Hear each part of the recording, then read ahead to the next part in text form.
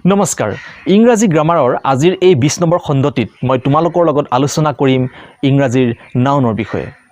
noun কাক বোলে noun কেই প্ৰকাৰৰ আৰু কি আৰু নাউনৰ প্ৰতিটো ভাগৰে বিতং ব্যাখ্যা আজিৰ এই ভিডিঅ'টোত মই তোমালোকৰ আগত দাঙি ধৰিম আশা ৰাখিছোঁ তোমালোকে আজিৰ এই ভিডিঅ'টো চোৱাৰ পিছত তোমালোকৰ ইংৰাজীৰ নাউনৰ যিটো কনসেপ্ট গোটেইটো ক্লিয়াৰ হৈ যাব বুলি মই আশা ৰাখিছোঁ তেন্তে আহা বেছি পলম নকৰি আজিৰ এই ভিডিঅ'টোলৈ আমি আগুৱাই যাওঁ ইংৰাজীত এই নাউন বুলি ক'লে আমি সাধাৰণতে যিকোনো এটা বস্তু যিকোনো এজন মানুহ বা যিকোনো এখন ঠাইৰ নামকেই বুজো গতিকে আমি ক'ব পাৰো যে যিকোনো বস্তু মানুহ বা ঠাই ইত্যাদিৰ নামকেই নাউন বুলি কোৱা হয় ধৰি লোৱা কাপ এটা বস্তুৰ নাম যদু এজন মানুহৰ নাম গুৱাহাটী এখন ঠাইৰ নাম গতিকে এই সমূহকে কি বুলি কোৱা হয় নাউন বুলি কোৱা হয় আৰু ইংৰাজীত এই নাউনসমূহক প্ৰধানকৈ 8টা ভাগত ভাগ কৰা হৈছে ইয়াৰে প্ৰথমটো ভাগ হৈ গ'ল প্ৰপাৰ নাউন যদিহে পাৰ্টিকুলাৰ এটা বস্তু বা নিৰ্দিষ্ট এটা বস্তু বা মানুহ বা যদি ঠাইৰ নাম আমি বুজাবলগীয়া হয় তেনে ক্ষেত্ৰত আমি এই প্ৰপাৰ নাউন ব্যৱহাৰ কৰোঁ যেনে ইণ্ডিয়া ৰাম ইত্যাদি ইয়াত ইণ্ডিয়া বুলি কওঁতে ভাৰতবৰ্ষক নিৰ্দিষ্টকৈ বুজাই দিয়া হৈছে আৰু ইয়াত ৰাম বুলি কওঁতে সেই ৰাম বোলা ব্যক্তিজনক নিৰ্দিষ্টকৈ দেখুৱাই দিয়া হৈছে গতিকে এই সমূহ হৈছে প্ৰপাৰ নাউনৰ উদাহৰণ আৰু এইখিনিতে তোমালোকক কৈ থওঁ এই প্ৰপাৰ নাউন সদায় কেপিটেল লেটাৰে আৰম্ভ হয় এতিয়া তোমালোকে এই উদাহৰণ দুটাত চোৱা ইয়াত ইণ্ডিয়া শব্দটো লিখোতে আমি প্ৰথম আই আখৰটো কেপিটেল লেটাৰত লিখিছোঁ অন্যহাতে আমি ৰাম নামৰ মানুহজনৰ নামটো লিখোতে প্ৰথম আখৰটো মানে আৰটো আমি কেপিটেল লেটাৰত লিখিছোঁ গতিকে তোমালোকে প্ৰপাৰ নাউন সদায় লিখোতে প্ৰথম আখৰটো কেপিটেল লেটাৰ তোমালোকে ব্যৱহাৰ কৰিবা এবাৰ আমি জানো আহা এই কমন নাউনৰ বিষয়ে কমন নাউন আমি সেইবোৰক কওঁ যিয়ে নেকি বহুতক সামৰি লয় যেনে ৰিভাৰ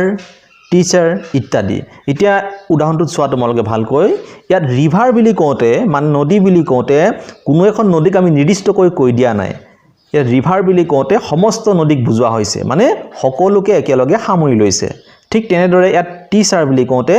কোনো এজন শিক্ষকক কোৱা নাই গোটেই শিক্ষকসকলক টিচাৰ শব্দটোৱে সামৰি লৈছে গতিকে এই উদাহৰণ দুটাই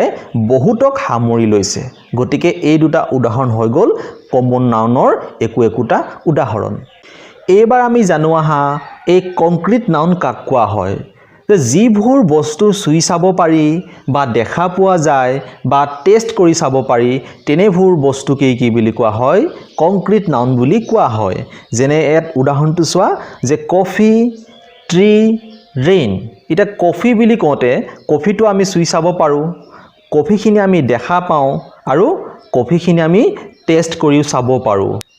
গতিকে কফি হৈ গ'ল কংক্ৰিট নাউন অন্যহাতে ট্ৰি মানে গছজোপা আমি চুই চাব পাৰোঁ নহয়নে বাৰু গছজোপা আমি দেখা পাওঁ গতিকে গছজোপা হৈ গ'ল এই কংক্ৰিট নাউন মানে এই তিনিটাৰ ভিতৰত যিকোনো এটা থাকিলেও কংক্ৰিট নাউনৰে সেইকেইটা উদাহৰণ হ'ব গম পাইছানে নাইতো তুমি চুই চাব পাৰিব লাগিব বা তুমি দেখা পাব লাগিব বা তুমি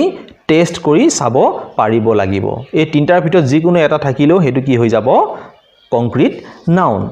অন্যহাতে এই ৰেইন বুলি কওঁতে আমি বৰষুণ জাক দেখা পাইছোঁ নহয়নে বাৰু বৰষুণ জাকক আমি চুই চাব পাৰিছোঁ মানে যেতিয়া বৰষুণ জাক দিছে তুমি হাতখন মেলি দিছা তোমাৰ হাতত বৰষুণৰ টোপাল পৰিছে তাৰ মানে তুমি বৰষুণ জাক চুই চাব পাৰিছা নহয়নে বাৰু গতিকে কফি ট্ৰি ৰেইন এইবিলাক হৈ গ'ল একোটা এই কংক্ৰিট নাউনৰ উদাহৰণ যিবোৰ নেকি বস্তু চুই চাব পাৰি বা দেখা পোৱা যায় বা টেষ্ট কৰিও চাব পাৰি মৰমৰ ছাত্ৰ ছাত্ৰীসকল এবাৰ আমি জানো আহা এই এবষ্ট্ৰেক্ট নাউনৰ বিষয়ে এবষ্ট্ৰেক্ট নাউন সেইবোৰ যিবোৰ বস্তু নেকি চুব নোৱাৰি বা দেখা নাপায় বা টেষ্ট কৰি চাব নোৱাৰি তেনেবোৰ বস্তুৱে হৈ গ'ল এবষ্ট্ৰেক্ট নাউন গম পাইছানে যেনে এক্সাম্পলটো চোৱা যেনে হেপিনেছ টাইম ফ্ৰেণ্ডশ্বিপ ইত্যাদি হৈ গ'ল একোটা এই এবষ্ট্ৰেক্ট নাউনৰ উদাহৰণ যিবোৰ নেকি আমি চুই চাব নোৱাৰোঁ দেখা নাপাওঁ আৰু আমি এইবোৰ বস্তু টেষ্ট কৰিও চাব নোৱাৰোঁ এতিয়া এই হ্যাপিনেস বুলি কওঁতে তোমাৰ সুখ আনন্দখিনি তুমি কি কৰা তুমি ফিল কৰা নহয়নে তুমি তো হেতু টেষ্ট কৰি চাব নোৱাৰা বা তুমি হেখিনি চুই চাব নোৱাৰা হ্যাপিনেসখিনি এই হেপিনেছক কেৱল মাত্ৰ আমি অনুভৱহে কৰিব পাৰোঁ ঠিক তেনেকৈ সময় টাইমটো চুই চাব পৰা বস্তু নহয়নে বাৰু তাক টেষ্টো কৰিব নোৱাৰি বা টাইম বুলি কোনো এটা বস্তু আমি দেখা নাপাওঁ আমি ঘড়ীটোহে দেখা পাওঁ কিন্তু সময় আমি দেখা নাপাওঁ অন্যহাতে ফ্ৰেণ্ডশ্বিপ বুলি কওঁতে তোমালোক দুজন বন্ধুৰ মাজত যিটো ফ্ৰেণ্ডশ্বিপৰ ৰিলেশ্যন থাকে সেই ৰিলেশ্যনটো জানো দেখা পোৱা যায় নিশ্চয় নাযায় বন্ধু দুজনক তোমালোকে দেখা পাবা কিন্তু তেওঁলোক দুজনৰ মাজত থকা যিটো ফ্ৰেণ্ডশ্বিপৰ যিটো ৰিলেশ্যন সেই ৰিলেশ্যনটো তোমালোকে কেতিয়াও দেখা নোপোৱা বা সেইটো তোমালোকে চুই চাব নোৱাৰা বা সেইটো তোমালোকে টেষ্ট কৰিও চাব নোৱাৰা গতিকে হেপিনেছ টাইম ফ্ৰেণ্ডশ্বিপ আটাইকেইটা হৈ গ'ল এবষ্ট্ৰেক্ট নাউনৰ উদাহৰণ এইবাৰ আমি 5 নম্বৰত জানো আহা কালেক্টিভ নাউনৰ বিষয়ে যেতিয়া গোট হৈ থকা বস্তু বুজাবলৈ আমি কিবা নাউন ব্যৱহাৰ কৰিবলগীয়া হয় তেতিয়া আমি এই কালেক্টিভ নাউন ব্যৱহাৰ কৰোঁ যেনে উদাহৰণটো লৈ তোমালোকে চোৱা ফ্যামিলি অডিয়েন্স আৰু গভৰ্ণমেণ্ট এতিয়া চোৱা এই ফ্যামিলি বুলি কওঁতে তোমালোকে নিশ্চয় বুজি পাইছা যে এজন মানুহক কেতিয়াও ফ্যামিলি বুলি কোৱা নহয় ফ্যামিলি এটা হ'বলৈ হলে বা পৰিয়াল এটা গঠন হ'বলৈ হলে তাত মা দেউতাক থাকিব ককা আইতাক থাকিব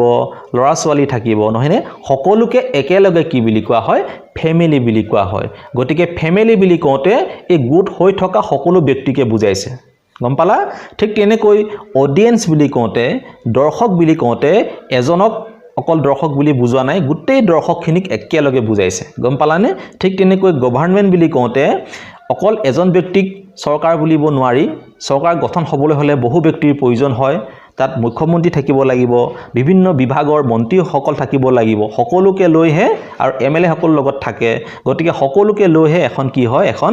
গভৰ্ণমেণ্ট গঠন হয় গতিকে এই গোট হৈ থকা বস্তু বুজাবলৈ কি ব্যৱহাৰ কৰা হয় এই কালেক্টিভ নাউন ব্যৱহাৰ কৰা হয় নিশ্চয় তোমালোকে বুজি পাইছা এইবাৰ আমি 6 নম্বৰত জানি লওঁ আহা কাউন্টেবল নাউনৰ বিষয়ে যে যিবোৰ বস্তু হিচাপ কৰিব পৰা যায় তেনেবোৰ নাউনকে কি বুলি কোৱা হয় কাউন্টেবল নাউন বুলি কোৱা হয় যেনে উদাহৰণটো চোৱা বল কেট এইবিলাক আমি হিচাপ কৰিব পাৰোঁ নহয়নে বাৰু যে এটা বল দুটা বল তিনটা বল আমি এনেকৈ বলটোক হিচাপ কৰিব পাৰোঁ বা ঠিক তেনেকৈ মেকুৰী এটা মেকুৰী দুটা মেকুৰী তিনটা মেকুৰী এনেকৈ আমি হিচাপ কৰিব পাৰোঁ নহয়নে বাৰু গতিকে যিবোৰ বস্তু হিচাপ কৰিব পৰা যায় তেনেবোৰ বস্তুকে কি বুলি কোৱা হয় তেনেবোৰ নাউনকে কি বুলি কোৱা হয় এই কাউন্টেবল নাউন বুলি কোৱা হয় এইবাৰ আমি আহিছো আনকাউন্টেবল নাউনৰ বিষয়ে জানিবলৈ চোৱা যে যিবোৰ বস্তু হিচাপ কৰিব নোৱাৰি তাৰ মানে কাউন্টেবল নাউনৰ বিপৰীতটো হৈ গ'ল আনকাউন্টেবল নাউন যিবোৰ বস্তু হিচাপ কৰিব নোৱাৰি তেনে ক্ষেত্ৰত আমি এই আনকাউন্টেবল নাউন ব্যৱহাৰ কৰোঁ যেনে হ্যাপিনেছ ওয়াটাৰ এতিয়া চোৱা হ্যাপিনেছখিনি মই কৈছিলোঁ যে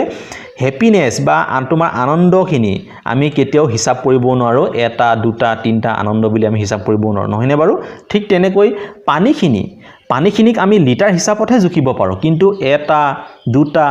তিনটা চাৰিটা পানী পাঁচটা পানী বুলি আমি কেতিয়াও পানীখিনিক তেনেকৈ হিচাপ কৰিব নোৱাৰোঁ গতিকে যিবোৰ বস্তু হিচাপ কৰিব পৰা নাযায় তেনেবোৰ বস্তুকে কি বুলি কোৱা হয় আনকাউন্টেবল নাউন বুলি কোৱা হয় আৰু একেবাৰে শেষত 8 নম্বৰত আছে কম্পাউণ্ড নাউন দুটা বা তাতোধিক নাউন একেলগ হৈ থাকিলে তাকেই কি বুলি কোৱা হয় কম্পাউণ্ড নাউন বুলি কোৱা হয় যেনে এক্সাম্পল চোৱা তোমালোকে ব্লেক বোৰ্ড ফুল মুন এটা ব্লেক বোৰ্ড বুলি কওঁতে ইয়াত দুটা নাউন সোমাই আছে দেখিছানে ব্লেক এটা নাউন বোৰ্ড হৈছে এটা নাউন আৰু দুইটা একেলগ হৈ কি হৈছে ব্লেক বোৰ্ড হৈছে ঠিক তেনেকৈ ফুল এটা নাউন মুন এটা নাউন নহয়নে বাৰু ফুল মুন এনেকৈ কি হৈছে দুইটা লগ হৈ পেলাই এটা নাউন হৈছে গতিকে এই ধৰণৰ উদাহৰণসমূহ কি বুলি কোৱা হয় কম্পাউণ্ড নাউন য'ত নেকি দুটা বা তাতোধিক নাউন একেলগ হৈ থাকে মৰমৰ ছাত্ৰ ছাত্ৰীসকল আজিৰ এই ভিডিঅ'টো চাই তোমালোকে বাৰু কেনে পালা আশা কৰিছোঁ নিশ্চয় তোমালোকে আজিৰ এই ভিডিঅ'টো চোৱাৰ পিছত কিছু পৰিমাণে হ'লেও উপকৃত হৈছা আৰু এইখিনিতে তোমালোকক মই পুনৰ কৈ থওঁ মই যিসমূহ ভিডিঅ' তোমালোকৰ বাবে প্ৰস্তুত কৰি আছোঁ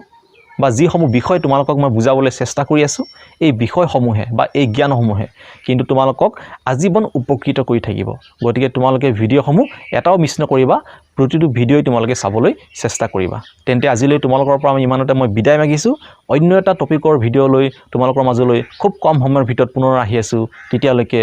ধন্যবাদ বাই বাই